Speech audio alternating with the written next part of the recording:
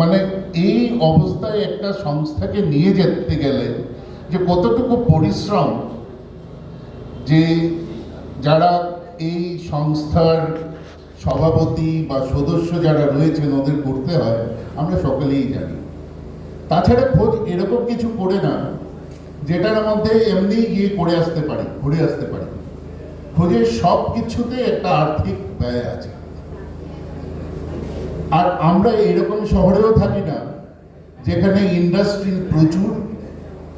তো সুতরাং খোঁজের যে এই যে রোজের পর রোজ যেগুলা আপনারা করে যাচ্ছেন, এটাতে যারা আপনাদেরকে সকল সময় সাহায্য করে যাচ্ছেন বা আপনারা নিজেরাই যে দিয়ে যাচ্ছেন, যেরকম সোজালের ছেলে সেও মানি ব্যাগকে যা তাকে দিয়ে দেয়। তো এইরকম মনোভাব তৈরি করার জন্য এই শহরে আপনাদেরকে আমি আবার ধন্যবাদ জানাই। আপনারা শুধু খেলাধুলায় নয়,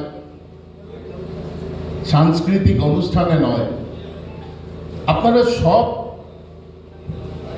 বিষয়ে যে যারা কাজ করে যাচ্ছে ওই রকম ভাবে আপনারা যারা নক্ষত্রগুলো খুঁজে এনেছেন এবং সম্মান জানিয়েছেন, সবাই বলে গেছে যে এটাতে ওনাদেরকে সম্মান জানিয়ে মানে আপনারা আরেকটা দিক খুলে দিয়েছেন ওনাদের জন্য। কারণ ওনারাও রিয়েলাইজ করেছে যে আমরা এই যে কাজ করে যাচ্ছি দিনের পর দিন, এটলিস্ট কেউ বসে দেখছে, কেউ দেখুক আর না দেখুক, খোঁজ দেখছে, খোঁজ আমাদেরকে দেখাচ্ছে।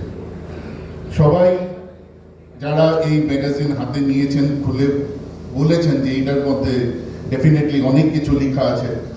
আমি এখনো খুলিনি কারণ আমি সময় নিয়ে খুলবো। প্রথমে এটা বাংলায় লেখা আছে, আমি থ্রু আউট ইংলিশ মিডিয়ামে পড়া, আমার একটু সময় লাগে বাংলা পড়তে।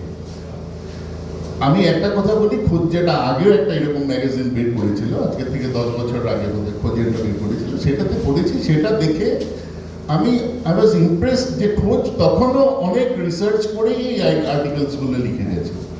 তো আমি আর কনফিডেন্ট যে খোঁজ এবারও এরকমভাবেই রিসার্চ করে লিখেছে, যেটা তৈমুরদা বলেছে, বিশ্বতদা বলেছে যে এটার মধ্যে যথেষ্টভাবে রিসার্চ করে আর্টিকেলসগুলো বের করা হয়েছে।